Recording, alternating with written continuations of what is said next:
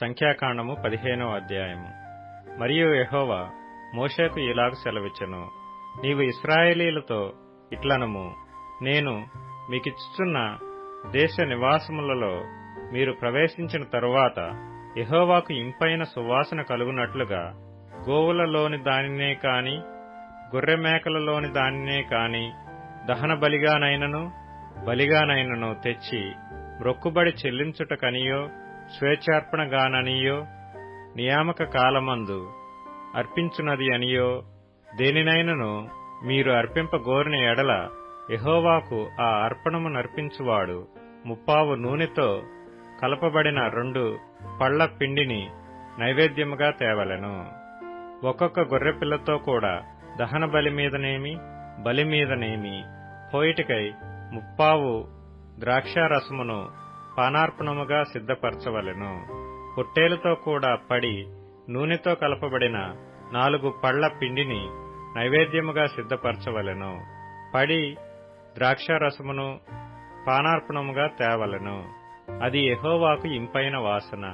మ్రొక్కుబడిని చెల్లించుటకైనను యెహోవాకు సమాధాన బలి నర్పించుటకైనను నీవు దహన బలిగానైనను బలిగానైనను కోడెదూడను సిద్ధపరచిన ఎడల ఆ కోడెతో కూడా 10 నూనె కలపబడిన 6 పళ్ల గోధుమ పిండిని నైవేద్యముగా అర్పింపవలెను.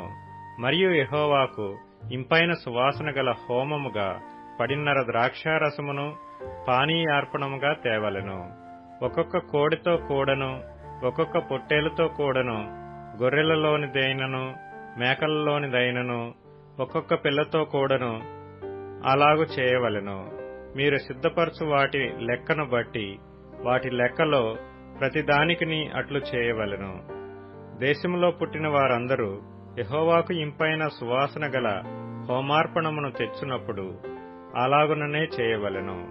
మీ యొద్ద నివసించు పరదేశి గాని మీ తరతరములలో మీ మధ్యనున్న వాడెవడు గాని యెహోవాకు ఇంపైన సువాసన గల హోమము అర్పింపగోరినప్పుడు మీరు చేయనట్లే అతడును చేయవలెను. సంగమునకు అనగా మీకును మీలో నివసించు పరదేశికిని ఒక్కటే కట్టడ, అది మీ తరతరములకు ఉండు నిత్యమైన కట్టడ. యెహోవా సన్నిధిని మీరున్నట్లే పరదేశియు ఉండును. మీకును మీ యొద్ద నివసించు పరదేశికిని ఒకటే ఏర్పాటు, ఒక్కటే న్యాయ విధి ఉండవలెను. యెహోవా మోషేకు ఇలాగ సెలవిచ్చెను, నీవు ఇశ్రాయేలీయులతో ఇట్లనుము, నేను మిమ్మును కొనిపోవచున్న దేశములో మీరు ప్రవేశించిన తరువాత మీరు ఆ దేశపు ఆహారమును తినినప్పుడు ప్రతిష్ఠార్పణమును యెహోవాకు అర్పింపవలెను. మీరు మీ మొదటి పిండి ముద్ద రొట్టెను ప్రతిష్ఠార్పణముగా అర్పింపవలెను. కళ్లపు అర్పణము వలె దానిని అర్పింపవలెను. మీ తరతరములకు మీ మొదటి పిండి ముద్దలో నుండి ప్రతిష్ఠార్పణమును యెహోవాకు అర్పింపవలెను. యెహోవా మోషేతో చెప్పిన ఈ ఆజ్ఞలన్నిటిలో అనగా యెహోవా ఆజ్ఞాపించిన దినము మొదలుకొని అటుపైని మీ తరతరములకు యెహోవా మోషే ద్వారా మీకు ఆజ్ఞాపించిన వాటిలో పొరబాటున దేనినైనను మీరు చేయకపోయినప్పుడు అది సమాజమునకు తెలియబడని ఎడల సర్వ సమాజము యెహోవాకు ఇంపైన సువాసనగా నుండుటకై దహనబలిగా 1 కోడె దూడను విధి చొప్పున దాని నైవేద్యమును దాని పానీయార్పణమును పాప పరిహారార్థ బలిగా 1 మేకపిల్లను సిద్ధపరచవలెను. యాజకుడు ఇశ్రాయేలీల సర్వ సమాజము నిమిత్తము ప్రాయశ్చిత్తము చేయవలెను. తెలియకయే దాని చేసిన కనుక క్షమింపబడును. వారు పొరబాటున చేసిన పాపములను బట్టి తమ అర్పణమును అనగా యెహోవాకు చెందవలసిన హోమమును పాప పరిహారార్థ బలిని యెహోవా సన్నిధికి తీసుకొని రావలెను. అప్పుడు ఇశ్రాయేలీల సర్వ సమాజమేమి వారి మధ్యను నివసించు పరదేశి ఏమి క్షమాపణ నొందును. ఎలయనగా ప్రజలందరూ తెలియకయే దాని చేయుట తటస్థించెను. ఒకడు పొరపాటున పాపము చేసిన ఎడల వాడు పాప పరిహారార్థ బలిగా ఏడాది ఆడు మేకపిల్లను తీసుకుని రావలెను. పొరపాటున యెహోవా సన్నిధిని దానిని చేసిన కనుక తెలియకయే పాపము చేసిన వాని నిమిత్తము యాజకుడు ప్రాయశ్చిత్తము చేయును. వాని నిమిత్తము ప్రాయశ్చిత్తము చేయుట వలన వాడు క్షమాపణ నందును. ఇశ్రాయేలీలలో పుట్టినవాడే గాని వారి మధ్యను నివసించు పరదేశియే గాని పొరపాటున ఎవడైనను పాపము చేసిన ఎడల వానికిని మీకును శిక్ష విధి ఒక్కటే ఉండవలెను.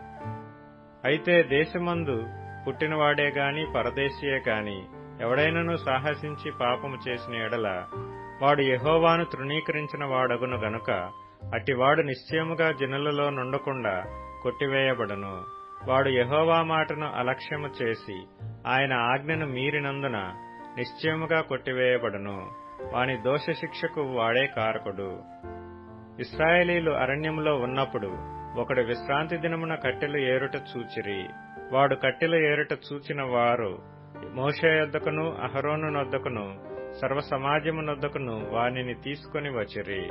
వానికి ఏమి చేయవలనో అది విస్తపరచబడలేదు గనుక వానిని కావలిలో ఉంచిరి.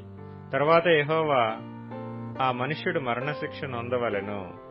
సర్వసమాజము పాళెము వెలుపల రాళ్లతో వాని కొట్టి చంపవలెనని మోషేతో చెప్పెను. కాబట్టి యెహోవా మోషేకు ఆజ్ఞాపించినట్లు సర్వసమాజము పాళెము వెలుపలికి వాని తీసుకొని పోయి రాళ్లతో వాని చావగొట్టెను. మరియు యెహోవా మోషేకు ఇలాగ సెలవిచ్చెను, నీవు ఇశ్రాయేలీయులతో ఇట్లనుము, వారు తమ తరతరములకు తమ బట్టల అంచులకు కుచ్చులు చేసుకొని అంచుల కుచ్చుల మీద నీలి సూత్రము తగిలింపవలెను. జ్ఞాపకము చేసుకొని మీ దేవునికి ప్రతిష్ఠితులై ఉండునట్లు మునుపటి వలె కోరిన వాటిని బట్టియు చూచిన వాటిని బట్టియు వ్యభిచరింపక దాని చూచి యెహోవా ఆజ్ఞలన్నిటినీ జ్ఞాపకము చేసుకొని వాటిని అనుసరించటకే అది మీకు కుచ్చుగా నుండును. నేను మీకు దేవుడనై ఉండునట్లుగా ఐగుప్తు దేశములో నుండి మిమ్మును రప్పించిన మీ దేవుడనైన యెహోవాను నేనే.